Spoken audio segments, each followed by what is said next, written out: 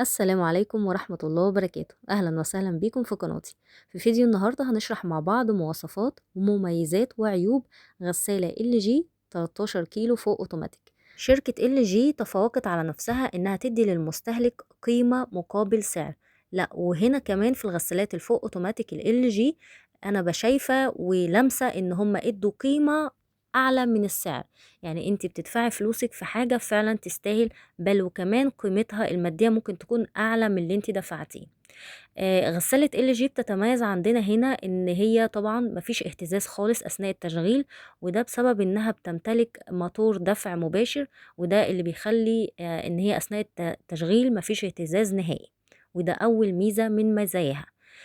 تاني ميزة، وده يعد من الحاجات اللي بتديك قيمة عالية مقابل سعر بسيط، ان في برامج الشركة استغنت عنها مقابل ان هي ما تديكيش سعر عالي، زي البرنامج بتاع النقع.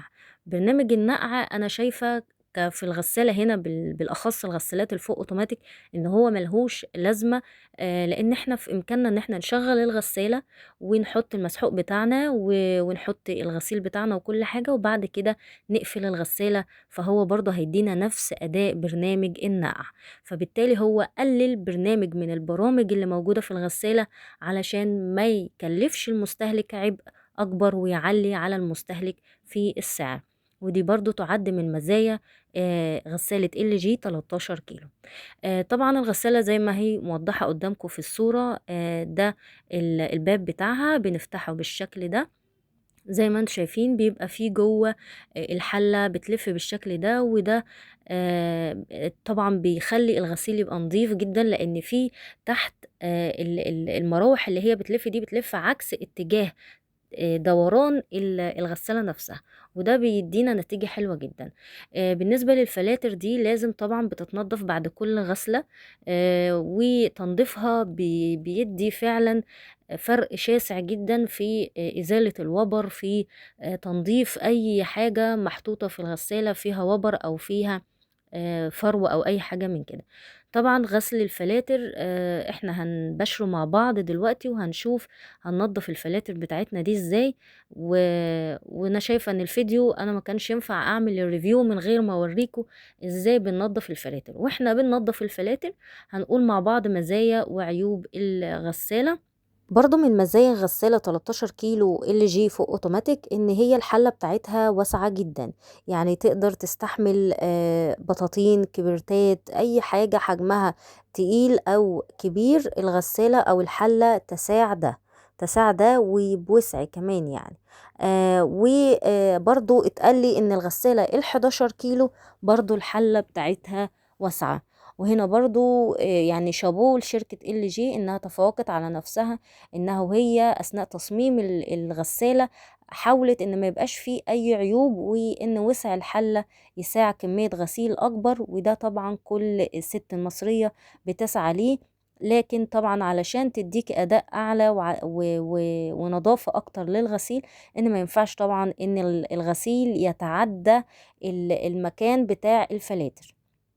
طبعا انتوا شايفين وانا واقفة بطلع الفلاتر، هو الصح او الطبيعي للغسالة ان الغسيل يتحط لغاية فوق الفلاتر كده بالظبط. يعني ده فيصل حلو قوي ان انا اشرح لكم بيه علشان الغسيل يبقى نضيف تحطيه فين.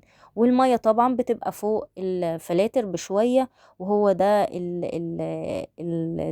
السمك او الارتفاع بتاع الغسيل والمية اللي يديكي جودة حلوة وغسيل نظيف جدا. دي حاجة. الحاجة التانية طبعا الفيديو ده انا بسجله لكم في 2026، هنا الغسالة وصل سعرها ل16,000 و17,000، وبتتراوح كمان في اماكن اغلى من كده. حبيت اقول لكم على الاسعار لان طبعا ما اضمنش الفيديو انتوا هتشوفوه في سنة كام، بس الفيديو انا بسجله لكم في بدايات 2026.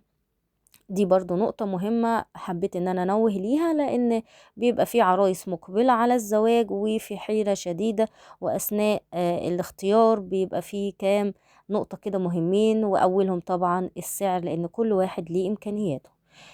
وزي ما قلنا في بداية الفيديو ان LG تفوقت على نفسها انها ادت قيمة مقابل سعر، بل قيمة اعلى من السعر اللي احنا بندفعه.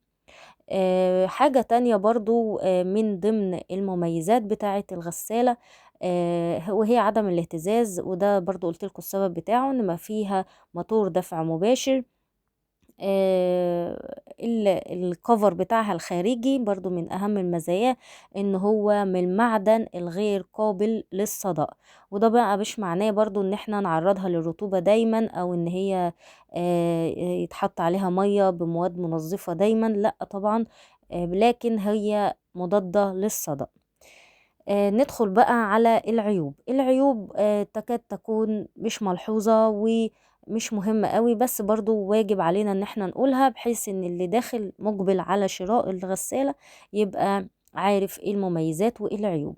طبعا انا هنا مخصصة زي ما انتم شايفين فرشة كده لغسيل الفلاتر. الفرشة دي ما بعملش بيها حاجة خالص غير انها بتغسل بيها فلاتر الغسالة فقط لا غير.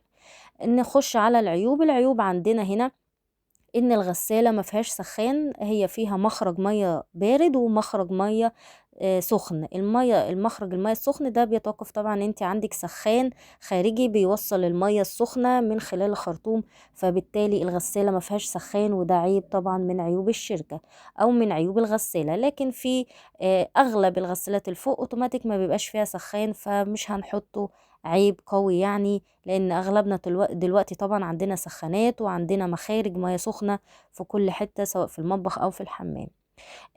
برضو في بعض المستهلكين اشتكوا ان خدمة ما بعد البيع بتبقى الشركة مش مهتمية بيها قوي، لكن الملحوظ ان شركة ال جي حاولت تتفادى ده او حاولت تصلح ده.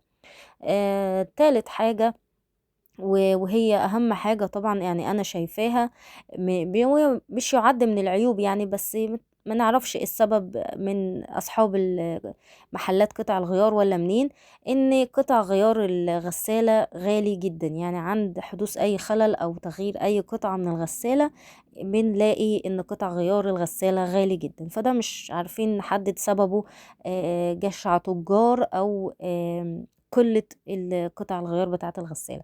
ولهنا نكون وصلنا لنهاية الفيديو بتاعنا. يا رب يكون الفيديو فاتكم، ويا رب يكون الريفيو شمل كل حاجة كده. تقدري تقرري لو انت عايزة تشتري الغسالة هتشتري غسالة ال جي ولا لا، وطبعا يفضل ان انت تكوني عاملة لها كفر كده يحافظ عليه. واشوفكم ان شاء الله في فيديو جديد هنشرح فيه ازاي البرامج بتاعة الغسالة تشتغل.